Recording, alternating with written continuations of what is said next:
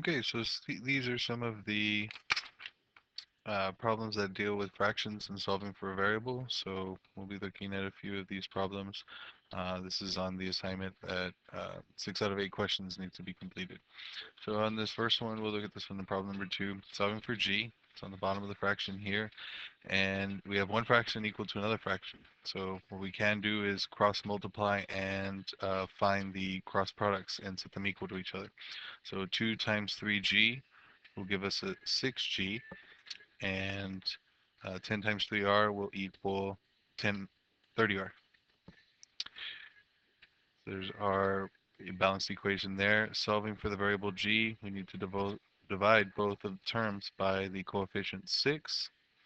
And what's left is 6 divided by 6 cancels, simplifies to 1g. 30 divided by 6 gives us 5 times the variable r, and that would be our final answer there. For our next problem, we'll look at problem number 3. We do have one fraction, so we couldn't cross multiply like we did with the fraction equal to another fraction. But when we do have a number at the bottom of the fraction, we want to multiply by the denominator. So every term here is going to be multiplied by 2. So multiply by 2, multiply that by 2, and multiply that by 2.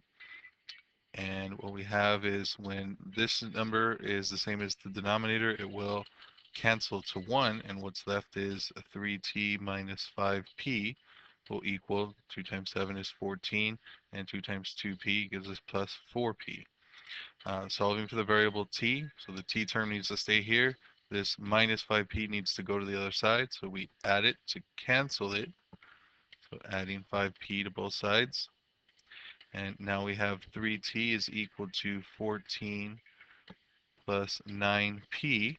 Last step, divide by the coefficient in front of the variable, and that happens to be 3. So divide by 3, divide by 3, and divide by 3. 3t, or the 3 simplified to 1t, and 14 thirds will not simplify anymore, so leave it as a simplified fraction. 14 divided by 3 plus 9 divided by 3 does simplify to 3p, and so that is the answer that's left there.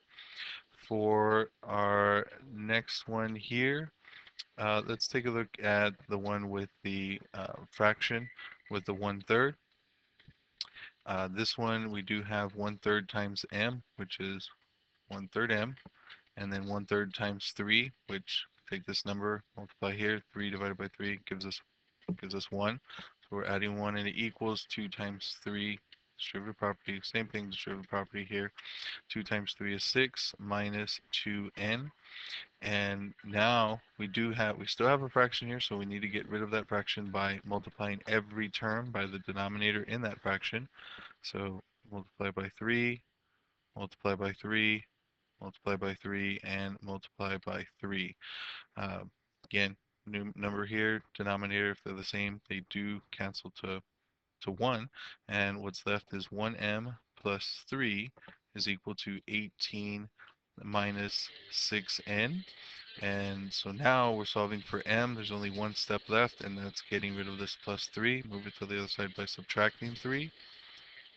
And now we have m is equal to 18 minus 3, 15 minus 6n. And that's solving for m there. Now, on the last problem here, let's go ahead and take a look at, let's look at 7, because 8 is going to be a cross multiply and divide similar to 2. But 7 has two fractions with a denominator of 4 here and a denominator of 3. The least common multiple between them will be 12, so every term gets multiplied by 12. And now we take that and multiply number times, if they're not the same, then it's number times the numerator. 12 times 5 is 60, divided by 4 is 15, so we're left with 15b minus 12k, and that's equal to 12 times 2 is 24, divided by 3 is 8, so 8k plus 60. And now we're solving for b, so the b term stays here. Get rid of this minus 12k by adding 12k to both sides. And now we have these canceled to 0.